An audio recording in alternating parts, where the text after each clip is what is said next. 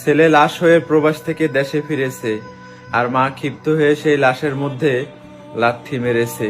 শুধুমাত্র 6.5 লক্ষ টাকার লোভে মা চেয়েছিল ছেলের লাশটাকে বিক্রি করে দিতে, কিন্তু বউ সেটা হতে দেয়নি। বউয়ের ইচ্ছা ছিল স্বামীর লাশটা শেষবারের মতো হলেও একটা নজর দেখবে, কিন্তু মায়ের কথা একটাই, ওকে দেশে এনে তো মাটি দিয়ে দিতে হবে।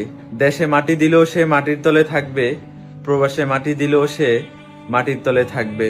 তাহলে অযথাই কেন আমরা তাকে দেশে এনে ভেজাল বাড়াবো?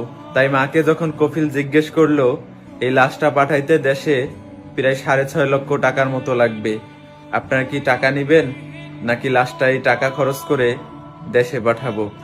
মা বারবার একই কথা বলতেছিল, আমাদের লাশ লাগবে না, টাকা লাগবে, আপনারা আমাদেরকে টাকা পাঠিয়ে দেন। কিন্তু বউ সেটা হতে দেয়নি। শাশুড়ির হাতে পায়ে ধরে হলেও এই লাশটাকে সে দেশে আনতে চায়। বারবার যখন শাশুড়ির হাতে পায়ে ধরতেছিল, শাশুড়ি কোনোভাবেই লাশটাকে বাড়িতে আনার জন্য স্বীকৃতি দিতেছিল না। বউয়ের হাজারো চেষ্টায় শেষ পর্যন্ত লাশটা দেশে এসেছে, কিন্তু মা ক্ষিপ্ত হয়ে সেই লাশের মধ্যে হাজার হাজার মানুষের সামনে লাথি মেরেছে। এরকম একটা ঘটনা বিশ্বাসের যোগ্য না। তারপরও আমাদের সবাইকে বাস্তবতাকে বিশ্বাস করতে হবে।